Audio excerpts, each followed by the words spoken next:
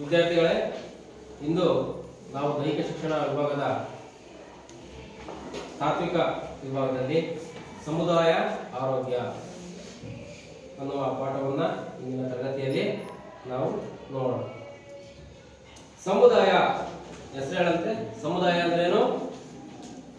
ನಾವೆಲ್ಲ ಏನು ಜೀವನ ಮಾಡ್ತಾ ಇದೀವಿ, ನಮ್ಮ ಸುತ್ತಮುತ್ತಲಿನ ಪ್ರದೇಶ, ಊರು ಅಥವಾ ಹಳ್ಳಿಗಳಾಗಿರ್ಬೋದು, ಪಟ್ಟಣ ಪ್ರದೇಶಗಳನ್ನ ಅದನ್ನು ನಾವು ಒಂದು ಸಮುದಾಯ ಅಂತ ಕರಿತೀವಿ. ಅಲ್ಲಿ ಯಾವುದೇ ರೀತಿಯ ಜಾತಿ, ಮೇಲು ಕೀಳು ಅನ್ನೋದಿರಲ್ಲ. ಸಮುದಾಯ ಅಂದ್ರೆ ಎಲ್ಲರೂ ಸೇರಿ ಒಂದು ಸಮುದಾಯ ಅಂತ ಕರೆಯೋದು ಅಲ್ವಾ? ಈ ಸಮುದಾಯದ ಆರೋಗ್ಯ ಯಾವ ರೀತಿ ಇರಬೇಕು, ಯಾವ ರೀತಿ ಇಟ್ಕೋಬೇಕು ಅನ್ನೋದನ್ನ ನಾವು ನೋಡೋಣ. ಇದರಲ್ಲಿ ತ್ಯಾಜ್ಯ ನಿರ್ವಹಣೆ. ತ್ಯಾಜ್ಯ ಅಂದ್ರೇನು? ಬೇಕಿಲ್ಲದ. ತ್ಯಾಜ್ಯ ಅಂದ್ರೆ ಹೆಸರು ಹೇಳಂತೆ, ಬೇಕಿಲ್ಲದ ವಸ್ತುಗಳು, ಅವನ್ನ ನಿರ್ವಹಣೆ ಯಾವ ರೀತಿ ಮಾಡಬೇಕು ಅಂತ. ಅದನ್ನು ನಿರ್ವಹಣೆ ಕೂಡ ಒಂದು ದೊಡ್ಡ ಸವಾಲು. ನಾವು ಉಪಯೋಗಿಸುವಂತ ದಿನನಿತ್ಯನೋ ವಸ್ತುಗಳಿದಾವಲ್ಲ, ಅವನ್ನ ಉಪಯೋಗಿಸ್ತೀವಿ. ಬಟ್ ಅದನ್ನ ಎಲ್ಲಿ ಉಪಯೋಗಿಸಿದ ನಂತರ ತ್ಯಾಜ್ಯವಾಗಿ ಉಳಿಯುತ್ತೆ, ವೇಸ್ಟ್ ಅಂದ್ರೆ ಕೆಲಸಕ್ಕೆ ಬಾರದೆ ಆಗಿರುವ ವಸ್ತು ಆಗುತ್ತೆ, ಅದನ್ನ ನಾವು ಯಾವ ರೀತಿ ನಿರ್ವಹಣೆ ಮಾಡಬೇಕು ಅನ್ನೋದನ್ನ ಈ ತರಗತಿಯಲ್ಲಿ ನಾವು ನೋಡೋಣ. ಇನ್ನ ಒಳಚರಂಡಿ. ಚರಂಡಿಗಳು ಅಂತ ಗೊತ್ತಲ್ಲ ನಿಮಗೆ? ಸಾಮಾನ್ಯವಾಗಿ ಗೊತ್ತಲ್ರ? ಚರಂಡಿ ಅಂದ್ರೇನು? ಕೊಚ್ಚೆ ನೀರು ಅಂದ್ರೆ ಅದು ಕೂಡ ತ್ಯಾಜ್ಯ ಇದಕ್ಕೆ ಸೇರುತ್ತೆ ಅಲ್ವಾ? ಉಪಯೋಗಕ್ಕೆ ಬಾರದಿರುವ ವಸ್ತು ನೀರು. ಅದರಲ್ಲಿ ಘನ ತ್ಯಾಜ್ಯ ಮತ್ತೆ ದ್ರವ ತ್ಯಾಜ್ಯ ಅಂತ ವಿಭಾಗಗಳನ್ನ ಮಾಡ್ತೀವಿ ಅಲ್ಲ. ಅದಕ್ಕೆ ಚರಂಡಿ ಅಂದ್ರೇನು? ಕೊಚ್ಚೆಯ ನೀರು, ತ್ಯಾಜ್ಯವಾದ ನೀರನ್ನ ಸಾಗಿಸುವ ಒಂದು ದಾರಿ ಅದು ಅಲ್ವಾ? ನೀವು ವಾಹನವನ್ನು ಸಾಗಿಸುವ ದಾರಿ ಅದು ರಸ್ತೆ ಅಂತ ಕರಿತೀವಿ. ಮತ್ತೆ ತ್ಯಾಜ್ಯ ನೀರನ್ನು ಸಾಗಿಸುವ ದಾರಿ ಚರಂಡಿ, ಒಳಚರಂಡಿ. ಇನ್ನ ಬಾವಿ ಕೆರೆಗಳ ಸ್ವಚ್ಛತೆ. ಬಾವಿ ಕೆರೆಗಳು ನೋಡಿದಿರಾ? ಬಾವಿಗಳಂತ ಇತ್ತೀಚೆಗೆ ಬಹಳ ಕಡಿಮೆ ಇದಾವೆ, ಎಲ್ಲೋ ರೇರು. ಮೊದಲು ಊರಿಗೆ 4-5 ಬಾವಿಗಳಿರೋವು. ಅದ್ರಾಗೆ ನಮ್ಮ ದಿನನಿತ್ಯದ ಊಟ ಆಗಿರ್ಬೋದು, ಅಡಿಗೆ ಮಾಡೋದಕ್ಕಾಗಿರ್ಬೋದು, ಕುಡಿಯೋದಕ್ಕಾಗಿರ್ಬೋದು ಅಲ್ವಾ, ಸ್ನಾನಕ್ಕಾಗಿರ್ಬೋದು, ಎಲ್ಲದಕ್ಕೂ ಕೂಡ ಬಾವಿ ನೀರನ್ನ ಮೊದಲಿನ ಜನ ಉಪಯೋಗಿಸಿದ್ರು. ಯಾಕೆಂದ್ರೆ ಯಥೇಚ್ಛವಾದ ಮಳೆ ಬರೋದು, ಸಮೃದ್ಧಿಯಾದ ಆಮೇಲೆ ಈ ಬೋರ್ವೆಲ್ ಅನ್ನೋದು ಇರ್ತಿರ್ಲಿಲ್ಲ, ಕೆರೆ ಕಟ್ಕೊಂಡು ತುಂಬಿರೋವು. ಹಂಗಾಗಿ ಭೂಮಿಯಲ್ಲಿ 10-20 ಅಡಿ ಆಳಕ್ಕೆ ನೀರು ಸಿಗವು. ಅದನ್ನ ಬಾವಿಯ ರೂಪದಲ್ಲಿ ಕಟ್ಟಿ ಅಲ್ಲಿದ್ದ ನೀರನ್ನ ತೆಗೆದುಕೊಂಡು ಜನ ಉಪಯೋಗಿಸೋರು. ಆದ್ರೆ ಇತ್ತೀಚೆಗೆ 800-1000 ಅಡಿ ಬೋರ್ವೆಲ್ಗಳು ಬಂದು ಸತತವಾಗಿ ಕೊರೆದು ಆ ಏನು ಮೇಲ್ಪದರದಲ್ಲಿರುವಂತ ನೀರು, ಯೋಗ್ಯವಾದ ನೀರು ಬಹಳಷ್ಟು ಆಳಕ್ಕೆ ಇಳಿದಿದೆ. ಅಂದ್ರೆ ಕುಡಿಯುವುದಕ್ಕೆ, ಬಳಸುವುದಕ್ಕೆ ಯೋಗ್ಯವಾದ ನೀರಾಗಿ ಉಳಿದಿಲ್ಲ. ಭೂಮಿಯ ಆಳಕ್ಕೆ ಹೋದ ಎಷ್ಟು ಆಳ ಹೋಗುತ್ತೋ ಅಷ್ಟು ನಮಗೆ ಶುದ್ಧವಾದ ನೀರು ಸಿಗಲ್ಲ. ಅಲ್ಲಿ ಫ್ಲೋರೈಡ್ ಕಾಂಟೆಂಟ್ ನೀರು ಜಾಸ್ತಿಯಾಗಿ ದೊರೆಯುತ್ತೆ. ಅಂದ್ರೆ ಫ್ಲೋರೈಡ್ ಅಂದ್ರೇನು? ಹೆಚ್ಚಿನ ಉಪ್ಪಿನಾಂಶವನ್ನು ಹೊಂದಿರುವಂತ ನೀರು. ಅಲ್ಲಿ ಕೆಳ ಭೂಮಿಯ ಆಳದಲ್ಲಿ ಅನೇಕ ರೀತಿಯ ಖನಿಜಾಂಶಗಳು ಇರೋದ್ರಿಂದ ಆ ಮಿಶ್ರಣದಿಂದ ನೀರು ಏನಾಗುತ್ತೆ? ಫ್ಲೋರೈಡ್ ಅಂಶ ಜಾಸ್ತಿ ಆಗುತ್ತೆ. ಭೂಮಿಯ ಮೇಲ್ಪದರಿನಲ್ಲಿ ಶುದ್ಧವಾದ ನೀರನ್ನು ಸಿಗುತ್ತೆ. ಆದ್ರೆ ಇತ್ತೀಚಿನ ದಿನಗಳಲ್ಲಿ ಅದು ಕೂಡ ಕಷ್ಟಕರವಾಗಿದೆ. ಇನ್ನ ಶುದ್ಧ ಕುಡಿಯುವ ನೀರಿನ ಪೂರೈಕೆ. ಈ ತರಗತಿಯಲ್ಲಿ ಈ 4 ಅಂಶಗಳನ್ನ ನೋಡೋಣ. ತ್ಯಾಜ್ಯ ನಿರ್ವಹಣೆ, ಒಳಚರಂಡಿ, ಬಾವಿ ಕೆರೆಗಳ ಸ್ವಚ್ಛತೆ, ಶುದ್ಧ ಕುಡಿಯುವ ನೀರಿನ ಪೂರೈಕೆ. ತ್ಯಾಜ್ಯ ನಿರ್ವಹಣೆ. ಪ್ರತಿ ಸಮುದಾಯದ ಪ್ರತಿ ಮನೆ, ಕಟ್ಟಡದಲ್ಲಿ ವಾಸಿಸುವವರು ವಿವಿಧ ರೀತಿಯ ತ್ಯಾಜ್ಯ ವಸ್ತುಗಳನ್ನು ಉತ್ಪತ್ತಿ ಮಾಡುತ್ತಾರೆ. ಈ ತ್ಯಾಜ್ಯ ವಸ್ತುಗಳನ್ನು ಕೂಡ 2 ಗುಂಪುಗಳನ್ನಾಗಿ ವಿಂಗಡಿಸಬಹುದು. ಅಂದ್ರೆ ಪ್ರತಿ ಸಮುದಾಯದ ಪ್ರತಿ ಮನೆ, ಕಟ್ಟಡದಲ್ಲಿ ವಾಸಿಸುವವರು ಅಂದ್ರೆ ಅವರು ದಿನನಿತ್ಯ ನಮ್ಮಿಂದ ಏನಾಗುತ್ತೆ? ತ್ಯಾಜ್ಯ ವಸ್ತುಗಳು ಉತ್ಪತ್ತಿ ಆಗ್ತಲೇ ಇರ್ತವೆ. ದಿನನಿತ್ಯ ತ್ಯಾಜ್ಯ ವಸ್ತುಗಳ ಉತ್ಪತ್ತಿ ನಮ್ಮಲ್ಲಿ ಆಗ್ತಲೇ ಇರುತ್ತೆ. ಅದನ್ನ ಯಾವ ರೀತಿ ನಾವು ವಿಲೇವಾರಿ ಮಾಡೋದು ಅನ್ನೋದನ್ನ ನಾವು ನೋಡೋಣ. ದ್ರವ ಪದಾರ್ಥಗಳ ತ್ಯಾಜ್ಯ ವಸ್ತುಗಳು ಅಂದ್ರೆ ಘನ ಮತ್ತು ದ್ರವ 2 ರೀತಿಯ ತ್ಯಾಜ್ಯ ವಸ್ತುಗಳಲ್ಲಿ ಉತ್ಪತ್ತಿ ಆಗ್ತವೆ. ಅದರಲ್ಲಿ ಮೊದಲನೇದು ದ್ರವ ಪದಾರ್ಥದ ತ್ಯಾಜ್ಯ ವಸ್ತುಗಳು. ಯಾವ್ಯಾವು? ನಿರುಪಯೋಗಿ ವಸ್ತುಗಳು, ಮೂತ್ರ, ಮಲ. ಇವು ದ್ರವ ರೂಪದ ತ್ಯಾಜ್ಯ ವಸ್ತುಗಳಾಗಿ ಬರ್ತವೆ. ಉದಾಹರಣೆ, ಮನೆಯ ಸುತ್ತಮುತ್ತ ಬೀದಿಗಳಲ್ಲಿ, ಚರಂಡಿಯಲ್ಲಿ, ಬೋರ್ವೆಲ್, ಬಾವಿ ಇವುಗಳ ಸುತ್ತ ನಿಂತ ನೀರು ಸೊಳ್ಳೆಗಳನ್ನ ಬೆಳವಣಿಗೆಯನ್ನು ಹೊಂದಲು ಅವಕಾಶ ಮಾಡಿಕೊಡುತ್ತವೆ. ಅಂದ್ರೆ ನಮ್ಮ ಸುತ್ತಮುತ್ತ ಇರುವ ಬೀದಿಗಳಲ್ಲಿ ನಿಂತ ನೀರು ಅಂದ್ರೆ ಒಂದು ಕಡೆಯಿಂದ ಇನ್ನೊಂದು ಕಡೆಗೆ ನೀರು ಸರಾಗವಾಗಿ ಹೋಗಲ್ಲ. ಆಮೇಲೆ ಇದರಲ್ಲಿ ಏನಾಗುತ್ತೆ ಅಂದ್ರೆ ನಿರಂತರವಾಗಿ ನಿಂತ ನೀರಿನಲ್ಲಿ ಏನಾಗುತ್ತೆ, ಬ್ಯಾಕ್ಟೀರಿಯಾಗಳು ಉತ್ಪತ್ತಿ ಆಗ್ತವೆ. ಆ ಬ್ಯಾಕ್ಟೀರಿಯಾಗಳಿಂದ ಶಿಲೀಂಧ್ರಗಳು, ಸೊಳ್ಳೆಗಳು, ಹಲವಾರು ಕ್ರಿಮಿಕೀಟಗಳು ನಮ್ಮ ಪರಿಸರದಲ್ಲಿ ಉತ್ಪತ್ತಿಯಾಗಿ ಅವು ಸಮಾಜದ ಆರೋಗ್ಯದ ಸ್ವಾಸ್ಥ್ಯವನ್ನ ಕೆಡಿಸ್ತವೆ. ಈಗ ನೆಗಡಿ, ಜ್ವರ, ಕೆಮ್ಮು ಯಾಕೆ ಬರುತ್ತೆ? ಅದಕ್ಕೆ ಒಂದು ಕಾರಣ ಇಲ್ಲ. ಈಗ ಇಲ್ಲಿಯವರೆಗೂ ಬಿಸಿಲಿತ್ತು, ವಾತಾವರಣ ಹೀಟ್ ಇತ್ತು. ಆದ್ರೆ ಈ ಒಂದು 3-4 ದಿವಸದಿಂದ ಸಡನ್ ಆಗಿ ವಾತಾವರಣದಲ್ಲಿ ಶೀತ ಗಾಳಿ, ಬಿಸಿಲಿಲ್ಲ, ಮೋಡ ಕವಿದ ವಾತಾವರಣ, ಈ ರೀತಿ ಆಗೋದಕ್ಕೂ ಕೂಡ ಮನುಷ್ಯನಿಗೆ ಸಹಜವಾಗಿ ಅಲ್ಲಿ ಈ ಜ್ವರ, ನೆಗಡಿ, ತಲೆನೋವು ಕಾಣಿಸ್ಬಿಡುತ್ತೆ. ಇನ್ನೊಂದು ರೀತಿಯಾಗಿ ಯಾವ ರೀತಿ ಕಾಣಿಸ್ಬಿಡತ್ತಪ್ಪ ಅಂದ್ರೆ, ಈಗ ಹೇಳಿದಲ್ಲ, ನಿಂತ ನೀರಿನಿಂದ ಉತ್ಪತ್ತಿಯಾಗುವ ಸೊಳ್ಳೆಗಳು ಅವು ಏನ್ ಮಾಡ್ತವೆ, ಮನುಷ್ಯನನ್ನ ಬಂದು ಕಚ್ಚಿದಾಗ ಅದರಲ್ಲಿ ಆ ವೈರಸ್ ನಿಂದಾಗಿ ಮನುಷ್ಯನಿಗೆ ಜ್ವರ, ಇನ್ನಿತರ ಕಾಯಿಲೆಗಳು, ಡೆಂಗ್ಯೂ, ಮಲೇರಿಯಾ, ವಾಂತಿ ಭೇದಿ, ಅತಿಸಾರ ಭೇದಿ ಈ ರೀತಿಯ ಕಾಯಿಲೆಗಳು ಶುರುವಾಗ್ತವೆ. ಅದರಿಂದ ಅದೊಂದು ಕೀಟಾಣು ಒಂದು ಸಣ್ಣದಾಗಿ ಅದು ದೇಹವನ್ನು ಕಡಿದಾಗ ಆ ಮನುಷ್ಯನಿಗೆ ರಕ್ತದಲ್ಲಿ ಬೆರೆದ್ರೆ ಸಾಕು, ಆ ಇಡೀ ಮನುಷ್ಯನ ದೇಹವನ್ನು ಅಲ್ಲಾಡಿಸಿಬಿಡುತ್ತೆ. ಅಷ್ಟು ಆ ಕೀಟಾಣುಗಳ ಪವರ್ ಇರುತ್ತದೆ ಆ ಜೀವಿ.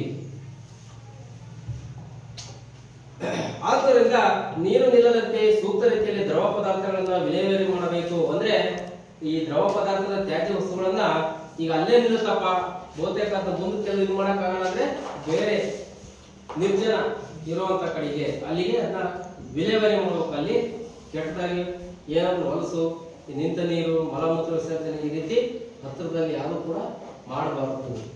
ಅದನ್ನ ದೂರದ ಯಾರು ನಿರ್ಜನ ಪ್ರದೇಶಕ್ಕೆ ಸಾಗಿಸ್ಬೇಕಂತ ಅಲ್ಲಿರಕ್ ಬಿಡಬಾರದು. ನಿಂತ ನೀರಿನ ಮೇಲೆ ಸೀಮೆಎಣ್ಣೆಯನ್ನು ಅಥವಾ ಕ್ರಿಮಿನಾಶಕವನ್ನು ಸುರಿಯುವುದರಿಂದ ಸೊಳ್ಳೆಗಳು ಬೆಳವಣಿಗೆ ಹೊಂದುವುದನ್ನ ತಪ್ಪಿಸಬಹುದು. ಮನೆಯಲ್ಲಿನ ದ್ರವ ತ್ಯಾಜ್ಯ ವಸ್ತುಗಳು ಒಳಚರಂಡಿಗೆ ಹರಿದು ಹೋಗುವಂತೆ ವ್ಯವಸ್ಥೆ ಮಾಡಬಹುದು. ನೋಡ್ರಿ, ಈ ನಿಂತ ನೀರು ಅಲ್ಲಿ ಏನು ಈ ಕ್ರಿಮಿನಾಶಕಗಳು ಬರ್ತಾವಲ್ಲ, ಆ ನಿಂತ ನೀರಿನಲ್ಲಿ ಸೊಳ್ಳೆಗಳು ಹೆಚ್ಚಾಗಿ ಬೆಳವಣಿಗೆ ಹೊಂದುತ್ತವೆ. ಎಲ್ಲಿ ಕಲುಷಿತ ನೀರು ಇರುತ್ತೆ ಅಲ್ಲಿ ಕೀಟಾಣುಗಳ ಉತ್ಪತ್ತಿ ಜಾಸ್ತಿ ಇರುತ್ತೆ. ಅದಕ್ಕೆ ಏನ್ ಮಾಡ್ಬೇಕು, ಪೆಟ್ರೋಲಿಯಂ ಉತ್ಪನ್ನಗಳಾದ ಸೀಮೆ ಎಣ್ಣೆ ಅದನ್ನ ಆ ನೀರಿಗೆ ಸ್ವಲ್ಪ ಹಾಕಿದ್ರೆ, ಬೆರೆಸಿದ್ರೆ ಅಲ್ಲಿ ಅವೆಲ್ಲ ನಾಶ ಆಗೋಗ್ತವೆ. ಅಥವಾ ಕ್ರಿಮಿನಾಶಕಗಳನ್ನ ಸಿಂಪಡಣೆ ಮಾಡುವುದು. ಈ ಹೊಲಗಳಿಗೆ ಹುಳ ಬೀಳದಿರಲಿ ಅಂತ ಬೆಳೆಗಳಿಗೆ ಕ್ರಿಮಿನಾಶಕ ಹೊಡೆಯೋದು ಗೊತ್ತಲ್ಲ ನಿಮಗೆ. ಎಲ್ಲಿಗೆ ಹೋಗಿದ್ರಪ್ಪ ಅಂದ್ರೆ ಔಷಧಿ ಹೊಡೆಯಕ್ಕೆ ಹೋಗಿದ್ವಿ ಅಂತಾರೆ ಅಲ್ವಾ? ಯಾವ್ದಕ್ಕೆ ಅಂದ್ರೆ ತರಕಾರಿಗೋ, ಮೆಕ್ಕೆಜೋಳಕ್ಕೋ, ಇನ್ನೊಂದಕ್ಕೋ ಹುಳ ಆಗಬಾರ್ದು ಅಂತ ಹೊಡೆಯಕ್ಕೆ ಹೋಗಿದೀವಿ ಅಂತ ಅಲ್ವಾ? ಹಾಗೆ ಆ ಕ್ರಿಮಿಗಳನ್ನ ಕೊಲ್ಲುವಂತ ಆ ಕ್ರಿಮಿನಾಶಕಗಳನ್ನ ಈ ನಿಂತ ನೀರಿನಲ್ಲಿ ಸಿಂಪಡಣೆ ಮಾಡಬೇಕು, ಅದನ್ನ ತಡೆಗಟ್ಟಬೇಕು. ಇನ್ನ ಘನ ಪದಾರ್ಥಗಳ ತ್ಯಾಜ್ಯ ವಸ್ತುಗಳು ಅಂದ್ರೆ ದ್ರವ ಪದಾರ್ಥದ ತ್ಯಾಜ್ಯ ವಸ್ತುಗಳು ಯಾವ ಅಂತ ನೋಡಿದ್ವಿ. ಈಗ ಘನ ಪದಾರ್ಥದ ತ್ಯಾಜ್ಯ ವಸ್ತುಗಳು ಯಾವ ಅಂತ ನೋಡೋಣ. ವಸತಿ ಗೃಹಗಳು, ವಾಣಿಜ್ಯ, ಕೈಗಾರಿಕಾ, ಗಣಿಗಾರಿಕಾ ಮತ್ತು ಕೃಷಿ ಚಟುವಟಿಕೆಗಳಿಂದ ವಿಸರ್ಜನೆಗೊಂಡ ಅಥವಾ ಯಾವುದೇ ಅನಗತ್ಯವಾದ ವಸ್ತು ಪರಿಸರ ಸಮಸ್ಯೆಗೆ ಕಾರಣವಾಗಿದ್ದು ಅದನ್ನ ಘನ ತ್ಯಾಜ್ಯ ವಸ್ತು ಎಂದು ಅರ್ಥೈಸಬಹುದು. ಯಾವ್ಯಾವುದರಿಂದ? ವಸತಿ ಗೃಹಗಳು ಅಂದ್ರೆ ಏನು ದಿನನಿತ್ಯ ವಾಸ ಮಾಡ್ತೀವಲ್ಲ ಮನೆಗಳು, ಅಲ್ಲಿಂದ ಉಂಟಾಗುವ ಘನ ತ್ಯಾಜ್ಯ ವಸ್ತುಗಳು. ವಾಣಿಜ್ಯ, ಕೈಗಾರಿಕೆಗಳು ಅಂದ್ರೆ ಕೈಗಾರಿಕೆಗಳು ಅಂದ್ರೆ ಗೊತ್ತಲ್ಲ ನಿಮಗೆ, ಅನೇಕ ನಮಗೆ ಬೇಕಾದಂತಹ ವಸ್ತುಗಳನ್ನ, ಮನುಷ್ಯನಿಗೆ ಅಗತ್ಯವಾದ ವಸ್ತುಗಳನ್ನ ಪೂರೈಸುವಂತಹ ಇಲಾಖೆಗೆ ಅಂತ ಕರಿತೀವಿ, ಕೈಗಾರಿಕೆಗಳು ಅಂತೇಳಿ ಕರಿತೀವಿ ಅಲ್ವಾ? ಅವು ವಸ್ತುಗಳನ್ನ, ಪ್ರಾಡಕ್ಟ್ಗಳನ್ನ ಉತ್ಪಾದನೆ ಮಾಡ್ತಾರೆ, ಉಪಯೋಗಕ್ಕೆ ಬರುವಂತಹ ವಸ್ತುಗಳನ್ನು. ಅದರಿಂದ ಉಂಟಾಗುವ ಘನ ತ್ಯಾಜ್ಯ ವಸ್ತುಗಳು. ಗಣಿಗಾರಿಕೆ ಮತ್ತು ಕೃಷಿ ಚಟುವಟಿಕೆಗಳು. ಗಣಿಗಾರಿಕೆ ಅಂದ್ರೆ ಅಲ್ಲೂ ಕೂಡ ಘನ ತ್ಯಾಜ್ಯ ವಸ್ತುಗಳು ಭೂಮಿಯ ಮೇಲೆ ಯಥೇಚ್ಛವಾಗಿ ನಾವು ಬಿಡ್ತೀವಿ. ಈ ಗಣಿಗಾರಿಕೆ ಅಂದ್ರೆ ಗೊತ್ತಾ ನಿಮಗೆ? ಒಳಗಡೆ ಪೆಟ್ರೋಲಿಯಂ ಉತ್ಪನ್ನವನ್ನ ತೆಗೆಯೋದಕ್ಕೆ ಭೂಮಿಯನ್ನ ಸದಾಕಾಲ ಅಗಿತಿರೋದು, ಅದರಿಂದ ಘನ ತ್ಯಾಜ್ಯಗಳು ಹೊರ ಬೀಳ್ತಿರ್ತವೆ.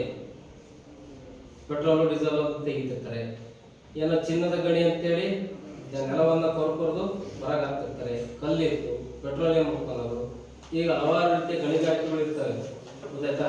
ಕಲ್ಲಿನ ಗಣಿಗಾರಿಕೆ, ಅದರಿಂದ ಯಥೇಚ್ಛವಾಗಿ ಭೂಮಿಯ ಪರಿಸರಕ್ಕೆ ಘನ ತ್ಯಾಜ್ಯ ವಸ್ತುಗಳು ಸೇರ್ಕೊಳ್ತಿರ್ತವೆ. ಇನ್ನ ಕೃಷಿ ಚಟುವಟಿಕೆಗಳಿಂದ ಏನ್ ಘನ ತ್ಯಾಜ್ಯ ವಸ್ತುಗಳು ಬರ್ತವೆ? ಈ ಕೃಷಿ ಚಟುವಟಿಕೆಗಳು ಅಂದ್ರೆ ನಾವು ಬೀಜ ಗೊಬ್ಬರ ತಗೊಂತೀವಿ ಅಲ್ವಾ? ಆ ಬೀಜ ಗೊಬ್ಬರ ಯಾವ್ದೆಲ್ಲ ಶೇಖರಣೆ ಮಾಡಿರ್ತಾರೆ?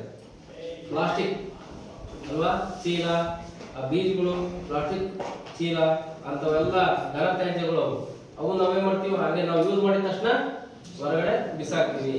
ನಮಗೇನು ಒಂದು ಹೊಲದಿಂದ ಒಂದು ಕವರ್ ಹಾಕಿದ್ವಿ ಬಿಡ, ಒಂದು 4 ಕವರ್ ಬಿದ್ರೆ ಅದೇನು ಪ್ರಪಂಚ ಹಾಳಾಗಲ್ಲ ಅಂತೀವಿ ಅಲ್ವಾ? ಇಡೀ ದೇಶದ ತುಂಬಾ ಎಷ್ಟಾಗ್ತದೆ ಗಲೀಜು, ಎಲ್ಲರೂ ಹೊಲದಲ್ಲೂ 4 8 ಕವರ್ ಬಿದ್ರೆ ಅಲ್ವಾ? ಅಲ್ಲೂ ಕೂಡ ಭೂಮಿಗೆ ಹಾನಿಯನ್ನ ಮಾಡ್ತವೆ, ಭೂಮಿಯ ಫಲವತ್ತತೆಯನ್ನ ಕಳೀತವೆ. ಪ್ಲಾಸ್ಟಿಕ್ ಅನ್ನೋ ಒಂದು ಏನು ವಸ್ತು ಇದೆ, ನೀವು ಅನೇಕ ವರ್ಷಗಳು, 100 ವರ್ಷಗಳು ಕೂಡ ಭೂಮಿಯ ಒಳಗಿಡ್ರಿ, ಅದು ಕೊಳೆಯಲ್ಲ. 100 ವರ್ಷ ಬಿಟ್ಟು ಅದನ್ನ ತೆಗಿರಿ, ಆ ಜಾಗದಿಂದ ನೀವು ಹಾಕಿರೋ ಕವರ್ ಹಂಗೆ ಇರ್ತದೆ. ಅಷ್ಟು ವಿಷಪೂರಿತವಾದ ಆ ಕವರ್ಗಳು ಪರಿಸರನೂ ಕೂಡ ನಾಶ ಮಾಡೋಕ್ಕಾಗಲ್ಲ. ಕ್ರಿಮಿಗಳು ಅವು ಭೂಮಿಯ ಫಲವತ್ತತೆಯನ್ನ ಕಡಿಮೆ ಮಾಡ್ತವೆ. ತ್ಯಾಜ್ಯ ವಸ್ತುಗಳ ವಿಲೇವಾರಿ ಸ್ಥಳೀಯ ಪರಿಸ್ಥಿತಿಗಳನ್ನ ಅವಲಂಬಿಸಿರುತ್ತದೆ. ಮನೆ ಮತ್ತು ಪರಿಸರವನ್ನ ಚೊಕ್ಕಟವಾಗಿಟ್ಟುಕೊಳ್ಳಬೇಕು. ತ್ಯಾಜ್ಯ ವಸ್ತುಗಳನ್ನ ಡಬ್ಬ ಅಥವಾ ಬುಡ್ಡಿ ಡಸ್ಟ್ಬಿನ್ ಗಳಲ್ಲಿ ಸಂಗ್ರಹಿಸಬೇಕು. ದೊಡ್ಡದಾದ ಖಾಲಿ ಡಬ್ಬ ಅಥವಾ ಪ್ಲಾಸ್ಟಿಕ್ ಬುಟ್ಟಿಯನ್ನ ತ್ಯಾಜ್ಯ ವಸ್ತುಗಳನ್ನು ಸಂಗ್ರಹಿಸಲು ಬಳಸಬಹುದು. ನೋಡ್ರಿ, ಈ ತ್ಯಾಜ್ಯ ವಿಲೇವಾರಿ ನಾವು ಏನಪ್ಪಾ ಅಂದ್ರೆ ಆ ತ್ಯಾಜ್ಯವನ್ನ ಒಂದು ಕಡೆ ಸಂಗ್ರಹ ಮಾಡಬೇಕು. ಉದಾಹರಣೆ, ಶಾಲೆಯ ಕಸ ಅಥವಾ ಮನೆಯ ಕಸ ಎಲ್ಲಿ ಸಂಗ್ರಹ ಮಾಡ್ತೀರಿ? ವೇಸ್ಟ್ ಡಬ್ಬಿಗಳು, ಬುಟ್ಟಿಗಳ ಸಹಾಯದಲ್ಲಿ ಒಂದು ದಿನದ ಕಸವನ್ನ ಸಂಗ್ರಹ ಮಾಡೋದಕ್ಕೆ ಇಟ್ಕೊಂತೀರಿ ಅಲ್ವಾ? ದುಂಡು ಮಾಡಿ ಆ ಡಬ್ಬಿಯಲ್ಲಿ ಹಾಕ್ತೀರಿ. ಅದನ್ನ ಅದು ತುಂಬಿದ ತಕ್ಷಣ ಏನ್ ಮಾಡ್ತೀರಿ? ಹೊರಗೆ ಹಾಕ್ತೀರಿ. ಮನೆ ಮುಂದೆ ಹಾಕ್ಯಂತೀರಾ? ಬಾಲ ಹಾಕ್ಯಂತೀರಾ? ಇಲ್ಲ ಅಲ್ವಾ? ಅದಕ್ಕಾಗಿ ಈಗ ಪ್ರತಿ ಮನೆಗಳ ಮುಂದೆಯೂ ಕೂಡ ಗ್ರಾಮ ಪಂಚಾಯತಿಯ ವತಿಯಿಂದ ಎಲ್ಲ ಗಾಡಿಗಳು ಬಂದಿದ್ದಾವೆ. ಅವೇ ಆಡಕ್ಕೆ ಬಂದ್ಬಿಡ್ತಾವೆ ಬೆಳಿಗ್ಗೆ ಅಲ್ವಾ? ನಿಮ್ಗೆ ಗೊತ್ತಾಗ್ಲಿ ನಾನು ಕಸ ವಿಲೇವಾರಿ ಮಾಡುವಂತ ಗಾಡಿ ಬಂದಿದ್ದೀನಿ ಅಂತ. ಅವು ಬಂದು ಮನೆ ಮುಂದೆ ನಿಲ್ಲಿಸ್ತವೆ, ನೀವು ತ್ಯಾಜ್ಯವನ್ನ ಅಲ್ಲಿ ಹಾಕ್ತೇವೆ. ಅದೇನ್ ಮಾಡುತ್ತೆ, ಎಲ್ಲಾ ಮನೆಗಳ ಹತ್ರ ಹೋಗಿ ಅದನ್ನ ಸಂಗ್ರಹಣೆ ಮಾಡಿ ಊರಿನ ಹೊರಗಡೆ ನಿರ್ಜನ ಪ್ರದೇಶದಲ್ಲಿ ಒಂದು ಕಡೆ ಸ್ಟೋರೇಜ್ ಮಾಡ್ತಾರೆ. ಅದನ್ನ ದಿನನಿತ್ಯ ಬೆಂಕಿ ಹಚ್ಚಿ ಸುಡಲ್ಲ. ಅದರಲ್ಲಿ ಒಣಗಿದ ತ್ಯಾಜ್ಯ ವಸ್ತುಗಳು, ಹಸಿ ತ್ಯಾಜ್ಯ ವಸ್ತುಗಳು, ದ್ರವ ತ್ಯಾಜ್ಯ ವಸ್ತುಗಳು ಅಂತ ಅಲ್ಲಿ ಡಿವೈಡ್ ಮಾಡ್ತಾರೆ. ಎಲ್ಲದೂ ಒಂದೇ ಕಡೆ ಮಿಕ್ಸ್ ಮಾಡಲ್ಲ, ಅದನ್ನ ಬೇರೆ ಬೇರೆ ಕಡೆ ಹಾಕಿ ಆವಾಗ ಒಂದೇ ಸರಿ ಅದನ್ನ ಬರ್ನ್ ಮಾಡ್ತಾರೆ. ದ್ರವ ತ್ಯಾಜ್ಯನೂ ಕೂಡ ಅದು ಒಣಗಬೇಕು ಬಿಸಿಲಲ್ಲಿ. ಅದು ಏನು ಮಾಡಿದ್ರು ಹಸಿ ಇದ್ದಾಗ ಸುಡಲ್ಲ ಅಲ್ವಾ? ಇನ್ನ ಘನ ತ್ಯಾಜ್ಯ ವಸ್ತುಗಳು ಅವು ಕೂಡ ಡ್ರೈ ಆದ್ಮೇಲೆ ಅದನ್ನ ಬೆಂಕಿ ಹಚ್ಚಿ ಸುಡ್ತಾರೆ. ಇನ್ನು ಪ್ಲಾಸ್ಟಿಕ್ ಅನ್ನ ಅವಕ್ಕೊಂದು ಮಿಷಿನ್ ಬಂದಿದ್ದಾವೆ, ಅದು ಬೆಂಕಿ ಹಚ್ಚಿದ ತಕ್ಷಣ ಅದು ಗಾಳಿ ಎಲ್ಲ ಮಲಿನ ಮಾಡುತ್ತದೆ ಅದ್ರ ಬಗ್ಗೆ. ಅದಕ್ಕೋಸ್ಕರ ಅದನ್ನ ಈ ಎಲ್ಲ ಆಸ್ಪತ್ರೆಗಳಲ್ಲೆಲ್ಲ ಸಿರಂಜು ಆಮೇಲೆ ಔಷಧಿ ಪ್ರತಿಯೊಬ್ಬರಿಗೂ ಒಂದೊಂದು ಇದನ್ನು ಉಪಯೋಗಿಸ್ತಾನೆ. ಎಲ್ಲರಿಗೂ ಅದನ್ನ ಉಪಯೋಗಿಸ್ತಾರೆ, ಇಂಜೆಕ್ಷನ್ ಇಲ್ಲ. ಒಬ್ಬ ಪೇಷಂಟ್ ಒಂದು ಯೂಸ್ ಮಾಡಿದ ತಕ್ಷಣ ಡಸ್ಟ್ಬಿನ್ಗೆ ಹಾಕ್ತಾರೆ. ದೊಡ್ಡ ಹಾಸ್ಪಿಟಲ್ಗಳಲ್ಲಿ ದಿನ ಒಂದು 6 ಅದೇ ಆಗ್ತದೆ ಇಂಜೆಕ್ಷನ್. ನೀವು ಪ್ಲಾಸ್ಟಿಕ್ ಅಂತವೆಲ್ಲ ಎಲ್ಲೂ ಹೊರಗಡೆ ತಗೊಂಡೋಗಲ್ಲ. ಅಲ್ಲಿ ಮಿಷಿನ್ ಇರುತ್ತೆ, ವೇಸ್ಟೇಜ್ ಕ್ಲೀನರ್ ಮಿಷಿನ್, ಅದರಲ್ಲೇ ಅದನ್ನ ಹಾಕಿ ಸುಟ್ಟು ಬಿಡ್ತಾರೆ. ಅದು ಹೊಗೆನೂ ಕೂಡ ಅದಕ್ಕೆ ಬಿಡಲ್ಲ ಅದು ಮಿಷಿನ್, ಗಾಳಿ. ಆ ರೀತಿ ಮಾಡಬೇಕು. ಇನ್ನ ಪ್ಲಾಸ್ಟಿಕ್ ಬುಟ್ಟಿಯನ್ನ ತ್ಯಾಜ್ಯ ವಸ್ತು ಸಂಗ್ರಹಿಸಲು ಬಳಸಬಹುದು. ಕಸದ ಬುಟ್ಟಿಯನ್ನ ಪ್ರತಿನಿತ್ಯ ಖಾಲಿ ಇಡಬೇಕು. ದನದ ಕೊಟ್ಟಿಗೆಯಲ್ಲಿ ತ್ಯಾಜ್ಯ ವಸ್ತುಗಳನ್ನ ಪ್ರತಿದಿನ ಸೂಕ್ತ ರೀತಿಯಲ್ಲಿ ವಿಲೇವಾರಿ ಮಾಡಬೇಕು. ಅಂದ್ರೆ ದನದ ಕೊಟ್ಟಿಗೆಯಲ್ಲಿ ತ್ಯಾಜ್ಯ ವಸ್ತುಗಳು, ದನದ ಕೊಟ್ಟಿಗೆಯಲ್ಲಿ ಏನಾದ್ರು ತ್ಯಾಜ್ಯ ವಸ್ತುಗಳು ಸಿಗ್ತಾವ? ಸಿಗಲ್ಲ. ಅದು ಪ್ರಕೃತಿಗೆ ಪೂರಕವಾದದ್ದೇ. ದನದ ಒಂದು ಸಗಣಿಯಿಂದ ಹಿಡಿದು ಹಾಕುವ ಮೇವಿಂದ ಹಿಡಿದು ಯಾವುದು ಕೂಡ ಅದು ಪ್ರಕೃತಿಗೆ. ನೋಡ್ರಿ, ಸಗಣಿಯಿಂದ ಯಾವ ಸೊಳ್ಳೆ ಹುಟ್ಟಲ್ಲ. ಈಗ ನಾವು ನೀರು ಮಿಕ್ಸ್ ಮಾಡಿ ಹಟ್ಟಿನೆಲ್ಲ ಸಗಣಿ ಇದನ್ನ ಮಾಡ್ತೀವಿ ಅಲ್ವಾ? ನೆಲ ಮಾಡ್ಕೊಂತೀವಿ. ಅದರಿಂದ ಏನಾದ್ರು ಸೊಳ್ಳೆ ಉತ್ಪತ್ತಿ ಆಗ್ತಾವ? ಅದು ಮನುಷ್ಯನಿಗೆ ಆರೋಗ್ಯಕರ, ಗೊತ್ತಾಯ್ತಾ? ಅದರಲ್ಲಿ ದಿನ ಮೊದಲ ರೈತರು ಯಾಕೆ ಬಹಳ ಗಟ್ಟಿ ಬರೋರು ಅಂದ್ರೆ ಪ್ರತಿನಿತ್ಯ ಎಲ್ಲ ಮನೆಗೂ ಎತ್ತು ದನ ಅಲ್ವಾ ಎಲ್ಲ ಸಾಕಾಣಿಕೆ ಮಾಡೋರು. ಬೆಳಿಗ್ಗೆ ಎದ್ದ ತಕ್ಷಣ ಅದ್ರದ ಗಂಜಲ ಎಲ್ಲ ತೆಗಿಬೇಕಲ್ಲ, ಸಗಣಿ ಗೋತ ಎಲ್ಲ ತಗೊಂಡೋಗಿ ಹೊರಗಡೆ ಹಾಕ್ಬೇಕ. ಅದು ಕೈಯಲ್ಲೆಲ್ಲ ಮುಟ್ಟಿ ಅದ್ರ ಸ್ಮೆಲ್ ಕುಡಿಯಲ್ಲ, ಅದರಲ್ಲಿ ರೋಗ ನಿರೋಧಕ ಶಕ್ತಿ ಇರುತ್ತಂತೆ ನೋಡ್ರಿ. ಆ ಗೋತ ಇರುತ್ತಲ್ಲ ಅದು ಮತ್ತೆ ಸಗಣಿ, ಪ್ರಾಣಿಗಳ ಸಗಣಿ, ಅದರಲ್ಲಿ ಮನುಷ್ಯನಿಗೆ ಬೇಕಾದ ಎಲ್ಲ ನಮ್ಮಲ್ಲಿ ಏನು ರೋಗಗಳು ರುಜಿನಗಳು ಎಲ್ಲ ತೆಗೆದುಬಿಡುತ್ತಂತ. ನಾವು ಉಸಿರಾಡ್ಬಿಟ್ರೆ ಅದನ್ನ ಅದಕ್ಕೆ ರೈತರು ಬಹಳ ಕಟ್ಟಿರೋರು. ಅವ್ರಿಗೆ ಯಾವ ನೆಗಡಿ ಜ್ವರ ಬೆಳಿಗ್ಗೆ 4-5 ಗಂಟೆಗೆ ಎದ್ದಳು ಶೀತ ಗಡ್ಡಾಡೋರು ತಲೆ ಕಟ್ಟಿಗೆಳ್ದಂಗೆ. ಅವ್ರಿಗೊಂದು ನೆಗಡಿ ಇರ್ತಿಲ್ಲ, ಕೆಮ್ಮು ಇರ್ತಿಲ್ಲ, 80-90 ವರ್ಷಗಟ್ಟಲೆ ಜೀವನ ಮಾಡೋರು.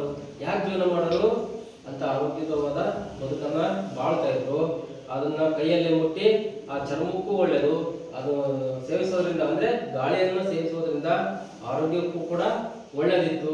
ಕಾಲ ಬದಲಾದ ನಂತರ ಪ್ರತಿಯೊಬ್ಬರ ಮನೆಯಲ್ಲೂ ಕೂಡ ಸಾಕುವ ಪ್ರಾಣಿಗಳು ಇದ್ದಂಗೆ ಮಾಯ ಆದವು. ಈಗ ದನಗಳು ಸಾಕೋರು ಕಮ್ಮಿ ಆದರು ಅಲ್ವಾ, ಎತ್ತುಗಳು ಉಳುಮೆ ಮಾಡೋರು ಕಮ್ಮಿ ಆದರು. ಅದನ್ನ ಮುಟ್ಟೋದಿರ್ಲಿ, ನಿಮ್ಮನ್ನ ಅದನ್ನ ಕೇಳಿದ್ರು ಸಹ ಹೆಂಗಿರುತ್ತೆ ಏನು ಅಂತ ಕೇಳೋಂಥ ಮಕ್ಕಳು ಇವತ್ತಿದ್ದಾರೆ, ನಾವು ನೋಡಿಲ್ಲ ಅನ್ನೋ ಅಲ್ವಾ. ಆ ರೀತಿ ಬಂದು ದಿನೇ ದಿನೇ ಆರೋಗ್ಯ ಮಟ್ಟ, ಮನುಷ್ಯನ ಆಯಸ್ಸು ಮೊದಲು ಎಷ್ಟು ವರ್ಷ ಅಂತ ಈಗ ಒಂದು 50 ವರ್ಷ ಕೆಳಗೆ ಕೇಳಿದ್ರೆ 90-100 ವರ್ಷ ಇತ್ತು. ಹಂತವಾಗಿ 70-80 ಬಂತು. ಈಗ ಇವತ್ತಿನ ಜನರೇಷನ್ 50-60. ಪ್ರತಿಯೊಬ್ಬ ಮನುಷ್ಯನ ಅವರೇ ಎಷ್ಟು 50-60 ವರ್ಷ ಅಷ್ಟೇ. ಅದು ಮುಂದೆ ಇರ್ತೀವಿ ಅನ್ನೋದು 10ಕ್ಕೆ ಒಬ್ಬರ ಇಬ್ರು 70-75 ದಾಟಲು ಈಗ ಆಲ್ಮೋಸ್ಟ್ ಆಲ್. ಯಾಕೆಂದ್ರೆ ಅವರಿಗೆ ಆ ವಯಸ್ಸಿಗೆ ಒಂದಲ್ಲ ಒಂದು ರೋಗ ರುಜಿನಗಳು ಬಾಧೆಯಾಗಿ ಏನೇ ಮೆಡಿಸಿನ್ ಏನೇ ತಗೊಂಡ್ರು ಕೂಡ ದೇಹ ತಡಿಬೇಕಲ್ಲ, ದೇಹ ಗಟ್ಟಿ ಉಳ್ಬೇಕಲ್ಲ ಅಲ್ವಾ. ದೇಹ ಆರೋಗ್ಯಯುತವಾಗಿರ್ಬೇಕು ಅಂದ್ರೆ ಅದು ಆರೋಗ್ಯಯುತವಾದ ಪರಿಸರ ಇಲ್ಲ ಇವತ್ತು.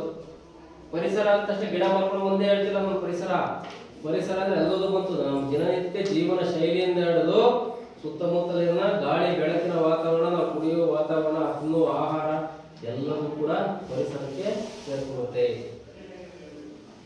ಇನ್ನ ಘನತ್ಯಾಜ್ಯ ವಸ್ತುಗಳನ್ನ ಸೂಕ್ತವಾದ ಸ್ಥಳಗಳಲ್ಲಿ ರಾಶಿ ಹಾಕುವುದು ಮತ್ತು ಸುಡುವ ಮೂಲಕ ಶೇಖರಣೆ ಮತ್ತು ವಿಸರ್ಜನೆ ಕ್ರಮಗಳನ್ನ ಒಳಗೊಂಡಿರಬೇಕಾಗುತ್ತದೆ. ಅಂದ್ರೆ ಈ ತ್ಯಾಜ್ಯ ವಸ್ತುಗಳನ್ನ ಸೂಕ್ತ ರೀತಿಯಲ್ಲಿ ಸೂಕ್ತವಾದ ಸ್ಥಳದಲ್ಲಿ ರಾಶಿ ಮಾಡಬೇಕು. ಆ ರಾಶಿ ಮಾಡಿದಂತಹ ಕಸವನ್ನ ಸುಡುವ ಮೂಲಕ ಅದನ್ನ ವಿಲೇವಾರಿ ಮಾಡಬೇಕು. ಅದಕ್ಕೆ ಬೆಂಕಿ ಒಂದೇ ಉತ್ತರ. ನೀವು ವೇಸ್ಟೇಜ್ ಎಷ್ಟು ವರ್ಷ ನೀವು ಅಲ್ಲೇ ಇಟ್ಟರು ಕೂಡ ಅದು ವೇಸ್ಟೇಜ್ ಆಗಿ ಹಂಗೆ ಬಿದ್ದಿರುತ್ತೆ ಹೊರತು ಅದು ಹೋಗಲ್ಲ, ಬೇಗ ಖಾಲಿ ಆಗಲ್ಲ. ಅದು ನೀವು ಹಂಗೆ ಇಟ್ಟಷ್ಟು ಅದರಿಂದ ಅನೇಕ ರೀತಿಯ ಕೀಟಾಣು ಉತ್ಪತ್ತಿಯಾಗಿ ಗಾಳಿಯಲ್ಲೂ ಸೇರ್ಕೊಳ್ತವೆ, ಕುಡಿಯೋ ನೀರಿನಲ್ಲೂ ಸೇರ್ಕೊಳ್ಳುತ್ತೆ. ಕುಡಿಯೋ ನೀರಿನಲ್ಲಿ ಹೆಂಗ್ ಸಹ ಸೇರ್ಕೊಳ್ಳುತ್ತೆ ಅಂತ ಕೇಳ್ತೀರಿ ನೀವು ಅಲ್ವಾ. ಮಳೆ ಬರಲ್ವಾ, ಆ ತ್ಯಾಜ್ಯ ವಸ್ತು ಅಲ್ಲೆಲ್ಲ ಇರಬೇಕಲ್ಲ ಬಿದ್ದಿದ್ರೆ ಮಳೆಗಾಲ ಬರುತ್ತೆ, ಮಳೆ ಆದ್ಮೇಲೆ ಬೀಳುತ್ತೆ. ಆ ನೀರು ಹೊರದು ಇಲ್ಲಿ ಹೋಗತ್ತೆ, ಕೆರೆಗಳು ಕಟ್ಟೆಗಳು ಅಲ್ಲಿ ಶೇಖರಣೆ ಆಗುತ್ತೆ, ಅಲ್ಲಿ ನೀರು ಶುದ್ಧವಾಗುತ್ತೆ.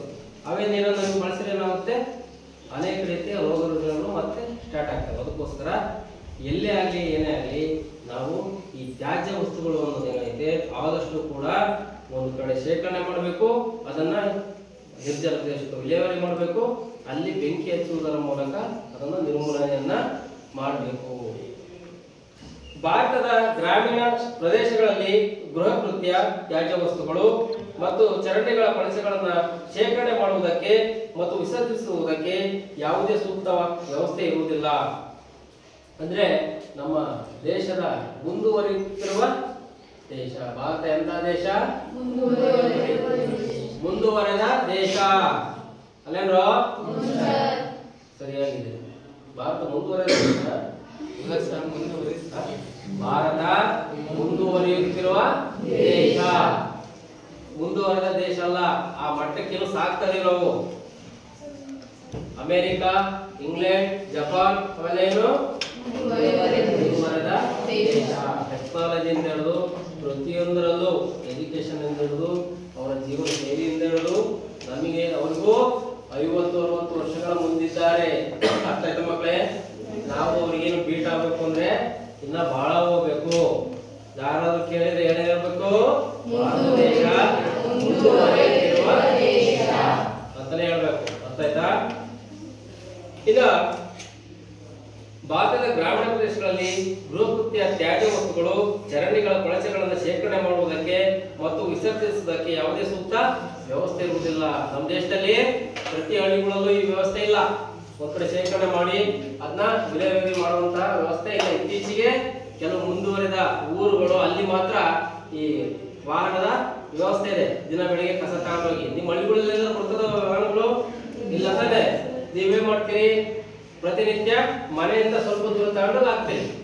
ಇದು ಒಂದಿಸುತ್ತಲ್ಲ, ನಾವು 2 ಕಿಲೋಮೀಟರ್ ಹಾಕಿ ಬರಕ್ಕೆ ಅಲ್ವಾ? ಅದನ್ನ ಮನೆಯ ಸುತ್ತಮುತ್ತನೇ ಅಲ್ಲಿ ಹಾಕ್ತೀರಿ. ಅದು ದಿನ ಕಳೆದಂತೆ ಆ ವಸ್ತುವನ್ನ ಅಲ್ಲಿಂದ ಬೇರೆ ಕಡೆಗೆ ವಿಲೇವಾರಿ ಮಾಡಬೇಕು. ಅದು ಮಾಡಲಿಲ್ಲ ಅಂದ್ರೆ ಇಡೀ ಊರಿಗೆ, ನಿಮ್ಮ ಅಕ್ಕಪಕ್ಕದ ಮನೆಗಳಿಗೂ ಎಲ್ಲದಕ್ಕೂ ಕೂಡ ಆರೋಗ್ಯ ಕೆಡುತ್ತೆ. ಕಾರಣ ಅಲ್ಲಿಂದ ಬರುವಂತ ಗಾಳಿ ಬೀಸುತ್ತೆ, ಕೆಟ್ಟ ಗಾಳಿ, ಅಶುದ್ಧ ಗಾಳಿ, ಅದೆಲ್ಲ ಅದೇ ಅಲ್ಲಿ ಸುತ್ತಮುತ್ತ ಎಲ್ಲ ಓಡಾಡ್ತಿರ್ತೀರಿ. ಬರೇ ಕಾಲಗೆ ಮಕ್ಕಳು ಓಡಾಡ್ತಿರ್ತವೆ, ಅಲ್ಲಿ ವಿಪರೀತ ಕೀಟಾಣುಗಳು ಸ್ಟಾರ್ಟ್ ಆಗಿರ್ತವೆ, ಅದರಿಂದ ಅನಾರೋಗ್ಯ ಪೀಡಿತರಾಗ್ತೀರಿ. ಅದಕ್ಕೋಸ್ಕರ ಪ್ರತಿ ಹಳ್ಳಿಯಲ್ಲೂ ಕೂಡ ಈಗ ಎಲ್ಲರೂ ಮಕ್ಕಳು ಕನಿಷ್ಠ ವಿದ್ಯಾಭ್ಯಾಸವನ್ನ ಪಡಿತಾ ಇದ್ದೀರಿ, ಶಾಲೆಗಳಲ್ಲಿ ಓದ್ತಾ ಇದ್ದೀರಿ. ಒಳ್ಳೇದಾದ್ರು ಕೆಟ್ಟದ್ದಾದ್ರು ಅಂತ ನಿಮ್ಗೆ ಯೋಚನೆ ಮಾಡುವಂತ ಶಕ್ತಿ ಬರ್ತಾ ಇದೆ. ನೀವು ಕೂಡ ಮುಂದೆ ನಿಮ್ಮ ಮನೆಗಳ ಸುತ್ತಮುತ್ತ ಸ್ವಚ್ಛವಾಗಿಟ್ಕೋಬೇಕು. ಆದಷ್ಟು ಮನೆ ಒಳಗೆ ಸ್ವಚ್ಛವಾಗಿಟ್ಕೋಬೇಕು. ಪ್ರತಿನಿತ್ಯ ಸ್ನಾನ ಮಾಡೋದಾಗ್ಲಿ, ನೆಲ ಒರೆಸೋದಾಗ್ಲಿ, ಕಸ ಹೊಡೆಯೋದಾಗ್ಲಿ, ಮನೆಯಲ್ಲೇ ಧೂಳಿಟ್ಕೋಬಾರ್ದು. ಅವ್ಯಾವೂ ಇಲ್ಲ ಸ್ವಚ್ಛವಾಗಿದ್ರೆ ಅಂದ್ರೆ ಅಲ್ಲೇ ಅರ್ಧ ಕೀಟಾಣುಗಳು ಮನೆ ಒಳಗೆ ಪ್ರವೇಶ ಮಾಡಲ್ಲ. ಮನೆ ಒಳಗೆ ಯಾಕಪ್ಪ ಅತಿ ಹೆಚ್ಚು ಸೊಳ್ಳೆಗಳು ವಿಪರೀತ ಸೊಳ್ಳೆ ಕಡಿತೇವೆ ಅರ್ಥ ಮಾಡ್ಕೊಂಡ್ರಿ. ನಮ್ಮ ಮನೆ ಸ್ವಚ್ಛತೆ ಆಗಿಲ್ಲ, ಅದಕ್ಕೆ ಎಲ್ಲ ಕೊಳಚೆ ಇರುತ್ತ ಅಲ್ಲಿ ಸೊಳ್ಳೆ ಬರ್ತವೆ. ಈಗ ಒಳ್ಳೆ ಜಾಗಕ್ಕೆ ಯಾವ ಕೆಟ್ಟ ಹೋಗಲ್ಲ, ಒಂದ್ ತಿಳ್ಕೊಳ್ರಿ. ಒಳ್ಳೆಯ ಜಾಗಕ್ಕೆ ಕೆಟ್ಟದ್ದು ಹೋಗಲ್ಲ, ಕೆಟ್ಟ ಜಾಗಕ್ಕೆ ಒಳ್ಳೆಯ ಕಥ ಹೋಗಲ್ಲ ಅಲ್ವಾ? ಅಲ್ಲೇ ತಿಳ್ಕೊಂಡ್ಬಿಡ್ರಿ. ಸೊಳ್ಳೆ ನೊಣ ಎಲ್ಲ ಬರ್ತದವೆ, ಮನೆಗಳ ಪ್ರವೇಶ ಆಗ್ತಿದಾವೆ ಅಂದ್ರೆ ಕಾರಣ ಒಂದೇ ತಿಳ್ಕೊಂಡ್ರೆ ನಮ್ಮ ಮನೇಲಿ ಎಲ್ಲೋ ಯಾವ್ದೋ ಜಾಗದಲ್ಲಿ ಸ್ವಚ್ಛತೆ ಇಲ್ಲ, ಅಲ್ಲಿ ಕೀಟಾಣುಗಳು ಉತ್ಪತ್ತಿ ಆಗಿದಾವೆ ನೋಡಿ ಒಳಗೊಂಡವೆ ಅಂತ. ನಮ್ಮಿಂದ ಹಿಡ್ಕೊಂಡು ಡೈಲಿ ಸ್ನಾನ ಮಾಡಬೇಕು, ಒಳ್ಳೆ ಬಟ್ಟೆ ಹಾಕಬೇಕು, ಅದು ಒಂದು ಸ್ವಚ್ಛತೆ. ಮನೆಯನ್ನ ದಿನನಿತ್ಯ ಕಸ ಗುಡಿಸ್ಬೇಕು, ನೆಲ ಒರೆಸ್ಬೇಕು, ಅದು ಕೂಡ ಸ್ವಚ್ಛತೆ. ದಿನ ಬಟ್ಟೆಗಳನ್ನ ಒಗಿತಾ ಇರಬೇಕು, ಶುಭ್ರಗೊಳಿಸ್ತಿರ್ಬೇಕು. ಅವಾಗ ಅಲ್ಲೇನೋ ಒಂದು ರೀತಿಯ ಸ್ವಚ್ಛತೆಯಾಗಿ ಆ ಬರುವಂತ ಸೊಳ್ಳೆಯೂ ಕೂಡ ರಿವರ್ಸ್ ಆಗಿ ಹೋಗುತ್ತದೆ, ಒಳ ಬರಲ್ಲ. ಹಾಗಂತ ಸಹ ನಾವೆಲ್ಲ ದಿನ ಮಾಡ್ತೀವಿ, ಆದ್ರೂ ಸೊಳ್ಳೆ ಬರ್ತವೆ. ಸೊಳ್ಳೆ ಬರ್ಬೇಕು ಅಂತ ಬರಲ್ಲ, ಅವು ಗಾಳಿಗೆ ಆಡ್ತವೆ. ಬರುವಂತ ಒತ್ತಡಕ್ಕೆ ಕೆಲವೊಂದು ಒಳಗೆ ಬಂದು ಮತ್ತೆ ಹೊರ ಹೋಗ್ತವೆ. ಎಲ್ಲಿ ಅದು ಸ್ವಚ್ಛತೆ ಇರೋಲ್ಲೋ ಅಲ್ಲಿ ಯಾವ ರಾತ್ರಿ ಎಲ್ಲ ಗುಯಿ ಅಂತಿರ್ತವೆ. ಸ್ವಚ್ಛತೆ ಇದ್ದಂತ ಜಾಗದಲ್ಲಿ ಸೊಳ್ಳೆ ಕಡಿಮೆ ಇರೋಲ್ಲ. ಇನ್ನ ಸಮರ್ಪಕ ಹಾಗೂ ವೈಜ್ಞಾನಿಕ ವಿಧಾನದಿಂದ ಘನತ್ಯಾಜ್ಯ ವಸ್ತುಗಳನ್ನ ವಿಸರ್ಜಿಸುವುದು. ಕಸದ ವಿಸರ್ಜನೆಯಲ್ಲಿ ವ್ಯರ್ಥ ಪದಾರ್ಥಗಳ ವಿಂಗಡಣೆಯನ್ನೊಳಗೊಂಡಿದೆ. ಲೋಹಗಳಂತಹ ಸುಡಲಾಗದ ತ್ಯಾಜ್ಯ ವಸ್ತುಗಳನ್ನ ನೆಲಬರ್ತಿಗಳಲ್ಲಿ ಅಥವಾ ತಗ್ಗುಗಳಲ್ಲಿ ತುಂಬಬೇಕು. ಅಂದ್ರೆ ನೋಡಿ, ಈ ತ್ಯಾಜ್ಯ ವಸ್ತುಗಳು ಅನ್ನೋದಾದ್ರೆ ಅದರಲ್ಲೂ ಹಲವಾರು ರೀತಿ ಅದಾವೆ. ಘನ ಅಂದ್ರೆ ಆ ಘನದಲ್ಲಿ ಲೋಹದಿಂದ ವೇಸ್ಟ್ ಆದಂತ ವಸ್ತುಗಳು. ಲೋಹ ಅಂದ್ರೆ ಅದು ಕಬ್ಬಿಣ, ತಗಡು, ಇವೆಲ್ಲ ಉಪಯೋಗಕ್ಕೆ ಬಾರದಂತವು ಅವು ಲೋಹ. ಅವು ನೀವು ಎಷ್ಟು ದಿವಸ ಆದ್ರೂ ಪಡೆಯೋದಿಲ್ಲ, ಹಂಗೆ ಇರ್ತಿರ್ತವೆ. ಅಂಥವ್ ಏನ್ ಮಾಡ್ಬೇಕು, ಲೋಹದಿಂದ ಉಂಟಾದ ತ್ಯಾಜ್ಯಗಳನ್ನ ಭೂಮಿಯಲ್ಲಿ ತೆಗೆದು ಮುಚ್ಚಬೇಕು, ಒಳಗಾಕಿ ಮುಚ್ಚಬೇಕು. ಅವನ್ನ ಅದೇನೋ ಹೊರಗಿದ್ರೆ ಎಷ್ಟು ವರ್ಷ ಆದ್ರೂ ಕೂಡ ಕೊಳೆಯಲ್ಲ. ಇನ್ನ ಸುಡಬಹುದಾದಂತಹ ತ್ಯಾಜ್ಯ ವಸ್ತುಗಳನ್ನ ವಿಶೇಷವಾಗಿ ನಿರ್ಮಿಸಿದ ದಹನ ಕುಂಡಗಳಲ್ಲಿ ಹಾಕಿ ಸುಡಬೇಕು. ಅಂದ್ರೆ ಈಗ ತ್ಯಾಜ್ಯ ವಸ್ತುಗಳನ್ನ ವಿಲೇವಾರಿ ಮಾಡಲು ಏನ್ ಮಾಡ್ತಾರೆ ಅಂದ್ರೆ ಆಧುನಿಕತೆ ಬರ್ತಾ ಬರ್ತಾ ಬರ್ತಾ ಸುಡುವಂತ ಮಿಷಿನ್ಗಳು ಬಂದಿದ್ದಾವೆ. ಅದರಲ್ಲಿ ಅದನ್ನ ಹಾಕಿದ್ರೆ ಕಂಪ್ಲೀಟ್ ಬರ್ನ್ ಮಾಡಿ ಕೈ ಬಿಡುತ್ತದು ಮಿಷಿನ್ಗಳು. ಇನ್ನ ಇದರಿಂದ ಬಹಳಷ್ಟು ರೋಗಕಾರಕ ಮತ್ತು ಜೈವಿಕ ತ್ಯಾಜ್ಯ ವಸ್ತುಗಳು ನಾಶವಾಗುತ್ತವೆ. ಸುಡುವುದರ ಮೂಲಕ 90% ಪರಿಸರಕ್ಕೆ ಹಾನಿ ಮಾಡುವಂತಹ ಏನು ಈ ರೋಗಕಾರಕ ಜೀವಿಗಳನ್ನ ಅವು ನಾಶ ಮಾಡ್ತವೆ. ಇನ್ನ ದ್ರವ ತ್ಯಾಜ್ಯಗಳ ನಿರ್ವಹಣೆ. ಈ ದ್ರವ ತ್ಯಾಜ್ಯಗಳು ಅಂದ್ರೆ ದ್ರವದ ಮೂಲಕ ವೇಸ್ಟೇಜ್ ಆಗಿ ಹೋಗ್ತಿರೋದನ್ನ ಯಾವ ರೀತಿ ನಿರ್ವಹಣೆ ಮಾಡಬೇಕು ಅನ್ನೋದನ್ನ ನೋಡೋಣ. ಹರಿಯುವ ಕೊಚ್ಚೆ ನೀರು, ಡಿಟರ್ಜೆಂಟ್ಗಳು, ವಾಣಿಜ್ಯ ಮತ್ತು ವಾಸದ ಗೃಹಗಳಿಂದ ಮೂಲಗಳಿಂದ ಅನೇಕ ವಿವಿಧ ಜೈವಿಕ ಮತ್ತು ಅಜೈವಿಕ ಮಾಲಿನ್ಯಕಾರಕಗಳು ಒಳಚರಂಡಿಯನ್ನ ಸೇರುತ್ತವೆ. ನೋಡಿ, ಅತಿ ಹೆಚ್ಚು ವೇಸ್ಟೇಜ್ ನೀರು ನಾವೇನು ಈ ಗೃಹದಿಂದ ಬರುತ್ತೆ. ಹಳ್ಳಿಗಳಲ್ಲಿ ಗೊತ್ತಾಗಲ್ಲ. ಈಗಲೂ ಕೂಡ ಕೆಲವು ಹಳ್ಳಿ ಮನೆಗಳು ನಾವು ಹೋಗ್ತಿರ್ತೀವಿ, ನಿಮ್ಮ ಮನೆ ಒಳಗೆ ಬರಬೇಕು ಅಂದ್ರೆ ಮನೆ ಮುಂದೆ ಚರಂಡಿ ಅಂದ್ರೆ ದೊಡ್ಡ ಚರಂಡಿ ಅಲ್ಲ, ಒಂದು ಅರ್ಧ ಅಡಿ ತೆಗೆದು ಬಿಟ್ಟಿರ್ತಾರೆ. ಆ ನೀರು ಅಲ್ಲೇ ನಿಂತಿರ್ತವೆ, ಅಲ್ಲೇ ಸೊಳ್ಳೆಗಳು ಓಡಾಡ್ತಿರ್ತವೆ, ಅಲ್ಲೇ ನೀವು ಓಡಾಡ್ತಿರ್ತೀರಿ, ಅಲ್ಲೇ ಎದುರಿಗೆ ಕುತ್ಕೊಂಡಿರ್ತೀರಿ ಕಟ್ಟೆ ಮೇಲೆ. ಯಾಕೆಂದ್ರೆ ಏನು ವೈಜ್ಞಾನಿಕವಾಗಿ ಹಳ್ಳಿ ಜನಗಳು ಇನ್ನೂ ಪ್ರಬುದ್ಧತೆ ಕಾಣ್ತಿಲ್ಲ. ಏನು ಮನೆಯ ನೀರು, ವೇಸ್ಟೇಜ್ ನೀರು, ಬಚ್ಚಲ ನೀರು ಏನೆಲ್ಲ ಇದೆಯೋ ಅದನ್ನ ಮನೆ ಮುಂದೆ ಬಿಟ್ಟಿರ್ತಾರೆ. ಅದನ್ನೇ ಆಳ ತಗ್ತೋಡಿ ಮೇಲೆ ಕಲ್ಲು ಏನು ಹಾಕಿ ದಬಾಸ್ ಮಾಡಿದ್ರೆ ಅಲ್ಲಿ ಅದು ಪಾಡಿಗೆ ನಡ್ಕೊಂಡು ಹೋಗುತ್ತೆ. ಮೇಲ್ಗಡೆ ಯಾವುದೇ ವಾಸನೆ ಬರಲ್ಲ, ಸೊಳ್ಳೆಗಳ ಪ್ರಮಾಣವು ಕಡಿಮೆ ಇರುತ್ತೆ ಅಲ್ವಾ. ಆ ರೀತಿ ಅನೇಕ ರೀತಿಯ ಮನೆಗಳಿಂದಲೇ ಮಲಿನ ನೀರು ಹೊರ ಬರ್ತಾ ಇದೆ. ಭಾರತದ ಗ್ರಾಮೀಣ ಪ್ರದೇಶಗಳಲ್ಲಿ ಗೃಹ ಕೃತ್ಯ ತ್ಯಾಜ್ಯ ವಸ್ತುಗಳು ಮತ್ತು ಚರಂಡಿಗಳ ಕೊಳಚೆಗಳನ್ನ ಶೇಖರಣೆ ಮಾಡುವುದಕ್ಕೆ ಮತ್ತು ವಿಸರ್ಜಿಸುವುದಕ್ಕೆ ಯಾವುದೇ ಸೂಕ್ತವಾದ ವ್ಯವಸ್ಥೆ ಇರುವುದಿಲ್ಲ. ಅಂದ್ರೆ ಈ ಭಾರತದ ಏನು ಗ್ರಾಮೀಣ ಪ್ರದೇಶಗಳಲ್ಲಿ ಈ ದ್ರವ ರೂಪದ ಮಾಲಿನ್ಯವನ್ನ ತಡೆಗಟ್ಟಲು ಇನ್ನೂ ಕೂಡ ವೈಜ್ಞಾನಿಕವಾದ ಯಾವುದೇ ವಿಧಾನಗಳನ್ನ ನಾವು ಅನುಸರಿಸುತ್ತಿಲ್ಲ. ಚರಂಡಿ, ಕೊಳಚೆ ಸಂಸ್ಕರಣಾ ಘಟಕ, ಕೈಗಾರಿಕಾ ಮತ್ತು ನಗರ ವಲಯಗಳಿಂದ ಹರಿಯುವ ಕಲುಷಿತವಾದ ನೀರನ್ನು ಸಂಸ್ಕರಿಸಿದ ನಂತರವೇ ನೀರಾವರಿಗೆ ಬಳಸಬಹುದು. ದ್ರವ ತ್ಯಾಜ್ಯಗಳ ಸಂಸ್ಕರಣಾ ವಿಧಾನದ ಮಾದರಿ ಚಿತ್ರವನ್ನ ಈ ಕೆಳಗೆ ಕೊಡಲಾಗಿದೆ. ಅಂದ್ರೆ ಏನು ಚರಂಡಿ, ಕೊಳಚೆ ಸಂಸ್ಕರಣಾ ಘಟಕ, ಕೈಗಾರಿಕಾ ಮತ್ತು ನಗರ ವಲಯದಲ್ಲಿ ಹರಿಯುವ ಕಲುಷಿತ ನೀರನ್ನ ಸಂಸ್ಕರಿಸಿದ ನಂತರವೇ, ಸಂಸ್ಕರಣೆ ಅಂದ್ರೇನು? ಕಲುಷಿತ ನೀರನ್ನ ಉಪಯೋಗಕ್ಕೆ ಬಾರದೇ ಇರುವಂತ ನೀರನ್ನು ಉಪಯೋಗಕ್ಕೆ ಬರುವಂತೆ ಮಾಡುವುದೇ ಸಂಸ್ಕರಣೆ. ಸಂಸ್ಕರಣೆ ಅಂತ ಅರ್ಥ ಏನ್ ಗೊತ್ತಾ? ಕೆಟ್ಟ ನೀರನ್ನ, ಮಲಿನ ನೀರನ್ನ ಶುದ್ಧವಾಗಿ ಪರಿವರ್ತನೆಗೊಳಿಸಿ ಅದು ಮನುಷ್ಯನಿಗೆ ಮತ್ತು ವ್ಯವಸಾಯಕ್ಕೆ ಯೋಗ್ಯವಾದ ನೀರನ್ನು ಪರಿವರ್ತನೆಗೊಳಿಸುವುದೇ ಸಂಸ್ಕರಣೆ ಅಂತ ಹೇಳಿ ಕರಿತೀವಿ. ಸಂಸ್ಕರಣಾ ವಿಧಾನವನ್ನ ಈ ನಿಮ್ಮ ಪಠ್ಯ ಪುಸ್ತಕದಲ್ಲಿ ಕೊಟ್ಟಿದ್ದಾರೆ ಮಕ್ಕಳೇ. ಚಿತ್ರವನ್ನ ನೋಡಿ ಅವಾಗ ಅರ್ಥ ಆಗುತ್ತೆ ನಿಮಗೆ. ಈಗ ಬಾವಿ ಕೆರೆಗಳ ಸ್ವಚ್ಛತೆ, ಬಾವಿಗಳನ್ನ ಯಾಕೆ ಮಾಡೋದು ಕ್ಲೀನಾ? ಅದ್ರಾಗ ಯಾರು ಇರ್ಬೇಕು? ಮೊದಲ ಬಾವಿಗೆ ನೀರು ಸೇರಿದರು, ಈಗ ಅದು ಇಲ್ಲ. ಬಾವಿಗಳೆಲ್ಲ ಗಟ್ಟಿ ಆಗಿದಾವೆ ಅಲ್ವಾ? ಯಾಕಂದ್ರೆ ಮನೆ ಮುಂದೆಲ್ಲ ನೆಲ್ಲಿಗೆ ಹೋಗ್ಬಿಟ್ಟು ಬಾವಿ ನೀರು ಯಾರು ಯೂಸ್ ಮಾಡಲ್ಲ. ಯೂಸ್ ಮಾಡ್ತಿದ್ರು ಕೂಡ ಅದರ ಆಳ ಇಲ್ಲ ಬಹಳ ಕೆಳಕ್ಕೆ ಹೋಗ್ಬಿಟ್ಟಿದೆ. ಆಮೇಲೆ ಅಲ್ಲಿ ಅದು ಶುದ್ಧವಾಗಿ ನೀರಾಗಿ ಉಳಿದಿಲ್ಲ, ಯಾಕಂದ್ರೆ ಬಾವಿಯಲ್ಲಿ ನೀರು ಬರ್ತಾ ಇಲ್ಲ. ಅದ್ರ ಇನ್ನು ಬಾವಿ ಏನೋ ಒಂದು 50-60 ಅಡಿ ತೋಡಿರ್ತಿದ್ರು, ನೀರಿನ ಮಟ್ಟ 100 ಅಡಿ ಕೆಳಗೆ ಹೋಗಿದೆ. ಹಂಗಾಗಿ ಬಾವಿ ನೀರು ಸಿಗಲ್ಲ, ಕೆಳಗೆಲ್ಲ ತೊಳೆದ ಮುಖಂದ್ರು ಕಲುಷಿತವಾಗಿರುತ್ತೆ, ಯೂಸ್ ಮಾಡಲ್ಲ. ಬಾವಿಗಳ ಸ್ವಚ್ಛತೆ ಯಾವ ರೀತಿ ನೋಡೋಣ. ಬಾವಿಗಳಲ್ಲಿ ತೆರೆದ ಬಾವಿ ಮತ್ತು ಕೊಳವೆ ಬಾವಿ ಎಂದು 2 ವಿಧಗಳಿವೆ. ತೆರೆದ ಬಾವಿ ಅಂದ್ರೆ ಮುಂಚೆಲ್ಲ ಇದ್ವಲ್ಲ, ಊರಿಗೆ 1, 2, 3 ಅವು. ಕೊಳವೆ ಬಾವಿಗಳು ಅಂದ್ರೆ ಈಗ ಊರುಗಳಿಗೆ 55, 105. ಯಾಕಂದ್ರೆ ಕೊಳವೆ ಬಾವಿಗಳು ಅಂದ್ರೆ ಬೋರ್ವೆಲ್ ಮೂಲಕ ಅಂತರಾಳದ ನೀರನ್ನ ಪೈಪ್ಗಳ ಮುಖಾಂತರ ಎತ್ತೋದು, ಮೋಟರ್ಗಳು. ಅದನ್ನ ನಾವು ಕೊಳವೆ ಬಾವಿ ಅಂತೇಳಿ ಕರಿತೀವಿ. ಬಾವಿಗಳ ಸುತ್ತಮುತ್ತಲು ಕೈಗಾರಿಕೆಗಳು ಇಲ್ಲುವುದು ಸೂಕ್ತ.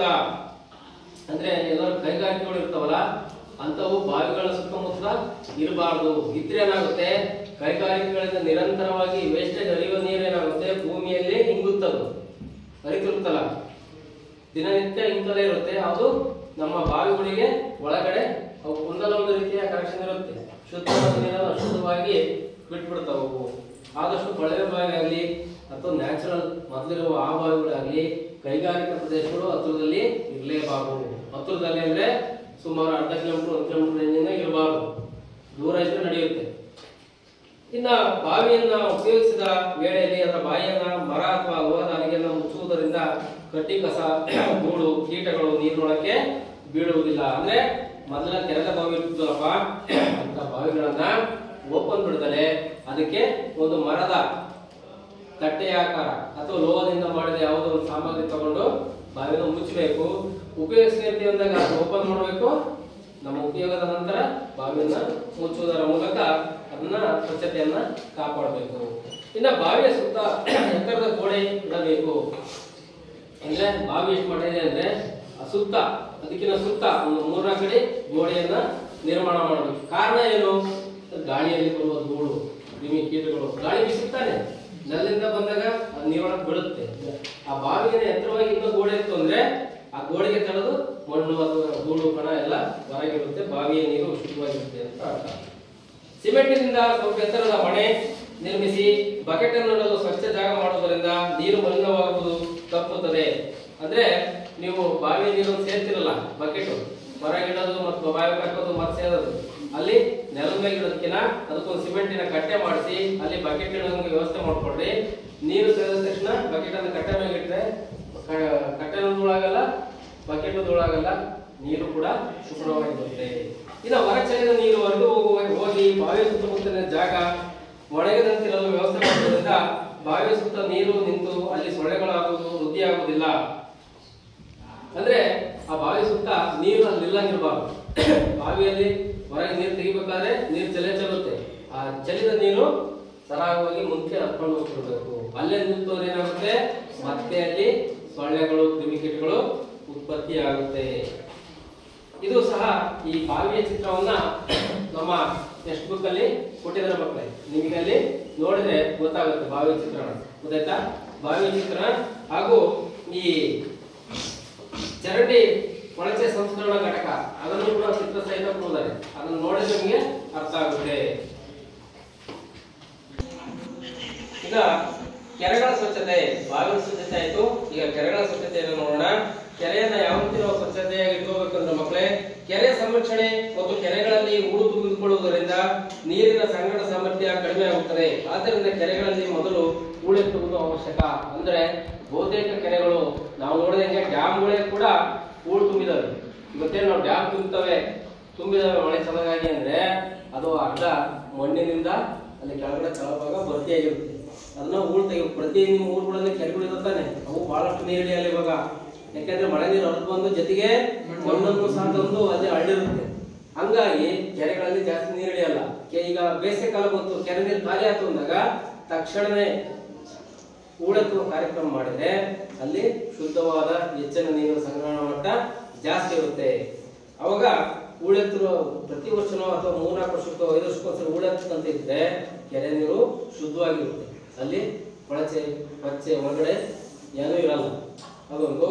ಬಹುಪಾಲು ಕೆರೆಗಳು ಮಳೆಯನ್ನು ಅವಲಂಬಿಸಿರುವುದರಿಂದ ಬೇಸಿಗೆಯಲ್ಲಿ ಬತ್ತು ಹೋಗುತ್ತವೆ. ಅಂದ್ರೆ ಹೌದು ತಾನೆ, ಮಳೆಯನ್ನೇ ಆಶ್ರಯಿಸಿ ಇರುವ ಕೆರೆಗಳೇ ಎಲ್ಲ ಕಡೆಗೂ ಕೂಡ ಇರೋದು ಅಲ್ವಾ. ಅದಕ್ಕೆ ಪ್ರೈವೇಟ್ ಬೇರೆ ಕಡೆ ನೀರಿನ ಸವಲತ್ತು ಇಲ್ಲ. ಕೆರೆಗಳಲ್ಲಿ ದನಕರುಗಳಿಗೆ ಸ್ನಾನ ಮಾಡಿಸಬಾರದು. ನೋಡ್ರಿ, ಕೆರೆಗಳಲ್ಲಿ ದನಕರುಗಳಿಗೆ ಸ್ನಾನ ಮಾಡಿಸಬಾರದು. ಮನುಷ್ಯರು ಸಹ ಇಳಿಬಾರದು. ಅಲ್ಲಿ ಕೆರೆಯ ನೀರು ಶುದ್ಧವಾಗಿರಬೇಕು, ಕುಡಿಯಲು ಯೋಗ್ಯವಾಗಿರ್ಬೇಕು, ಬಳಸಕ್ಕೆ ಬರಬೇಕು ಅಂದ್ರೆ ದನಕರುಗಳಾಗ್ಲಿ ಮಾನವಾಗ್ಲಿ ಅಲ್ಲಿ ಹೋಗಿ ಸ್ನಾನ ಪಡೋದಾಗ್ಲಿ ನಾವು ಈಜೊಡಿಸಿರೋದಾಗ್ಲಿ ಅದನ್ನ ಮಾಡಬಾರದು. ಪಾತ್ರೆ ಮತ್ತು ಬಟ್ಟೆಗಳನ್ನ ಯಾವುದೇ ಕಾರಣಕ್ಕೂ ಕೂಡ ಕೆರೆಯಲ್ಲಿ ಹೋಗಿ ತೊಳಿಬಾರದು.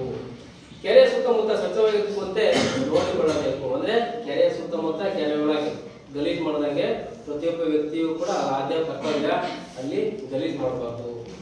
ಕೆರೆಗಳಲ್ಲಿ ಕಸವನ್ನು ಹಾಕಬಾರದು. ಅಂದ್ರೆ ತ್ಯಾಜ್ಯಗಳನ್ನು ತಗೊಂಡು ಹೋಗೋದು ಕೆರೆಗೆ ಸುರುವುದು, ಯಾರು ನೋಡೋದ ಅದ ಕೆಲಸ ಮೊದಲು ಮಾಡಬಾರದು. ಇನ್ನು ಕೆರೆಯ ಸುತ್ತ ಕಟ್ಟೆಯನ್ನು ಕಟ್ಟುವುದರಿಂದ ನೀರು ಮಲಿನವಾಗದಂತೆ ಮತ್ತು ಕೆರೆ ಸ್ವಚ್ಛವಾಗಿರುವಂತೆ ನೋಡಿಕೊಳ್ಳುವುದು. ಅಂದ್ರೆ ಕೆರೆಯ ಸುತ್ತ ಏರಿ ಅಂತ ಹಾಕ್ತಾರೆ ಅಲ್ವಾ, ದೊಡ್ಡ ದೊಡ್ಡ ಏರಿಗಳು ಇರ್ತವೆ. ಆ ರೀತಿ ಇದ್ರೆ ಕೆರೆಯ ನೀರು ಸ್ವಚ್ಛವಾಗಿ ಶುದ್ಧವಾಗಿ ಇರ್ತವೆ. ಇನ್ನ ಕೆರೆ ಚರಂಡಿಗಳಲ್ಲಿ ಹರಿಯುವ ಸಂಸ್ಕರಣೆ ಒಳಪಡಿಸಿದ ನೀರು ಸಮೀಪದ ಕೆರೆಗಳನ್ನ ಸೇರಬಾರದು. ಅಂದ್ರೆ ಸಂಸ್ಕರಣೆ ಬಳಸದ ಚರಂಡಿಯ ನೀರು, ತ್ಯಾಜ್ಯ ನೀರು ಕೆರೆಗೆ ಹೋಗುವಂತೆ ಇರಬಾರದು. ಕೆರೆಗೆ ಹೋಗಲೇ ಕೊಡುವಂತ ನೀರು, ಸಂಸ್ಕರಿಸಿದ ನೀರು ಹೋದ್ರೆ ಏನೂ ಆಗಲ್ಲ. ಸಂಸ್ಕರಿಸದೇ ಇರುವ ನೀರು ಅಂದ್ರೆ ಈ ಕೆಲವು ಊರುಗಳಲ್ಲಿ ಚರಂಡಿ ನೀರು ಹರಿತಿರ್ತಾವಲ್ಲ, ಅಂತವನ್ನ ಕೆರೆಗಳಿಗೆ ಬಿಡಬಾರದು. ಅವಾಗ ಇಡೀ ಸಂಪೂರ್ಣ ಕೆರೆನೇ ಕೂಡ ಮಲಿನವಾಗುತ್ತೆ. ಇಷ್ಟು ಮಕ್ಕಳೇ ಕೆರೆಯ ಸ್ವಚ್ಛತೆ ಬಗ್ಗೆ ನೋಡಿದ್ವಿ. ಈ ತರಗತಿಯಲ್ಲಿ ನಾವು ಸಮುದಾಯ ಆರೋಗ್ಯದಲ್ಲಿ ನಾವು ಸಮುದಾಯವನ್ನ ಯಾವ ರೀತಿ ನಾವು ಆರೋಗ್ಯ ದೃಷ್ಟಿಯಿಂದ ಏನೇನು ಕೆಲಸ ಮಾಡಬೇಕು, ಏನೇನು ಘನರೂಪದ ತ್ಯಾಜ್ಯ ವಸ್ತುಗಳು ಮತ್ತು ದ್ರವರೂಪದ ತ್ಯಾಜ್ಯ ವಸ್ತುಗಳು ಯಾವ ರೀತಿ ನಾವು ವಿಲೇವಾರಿ ಮಾಡಬೇಕು, ಮತ್ತೆ ಕೆರೆಯ ನೀರು, ಬಾವಿಯ ನೀರನ್ನು ನಾವು ಯಾವ ರೀತಿ ಬಳಸಬೇಕು, ಸ್ವಚ್ಛವಾಗಿ ಇಟ್ಕೋಬೇಕು ಅನ್ನೋದನ್ನ ಈ ತರಗತಿಯಲ್ಲಿ ನೋಡಿದ್ವಿ ಮಕ್ಕಳೇ.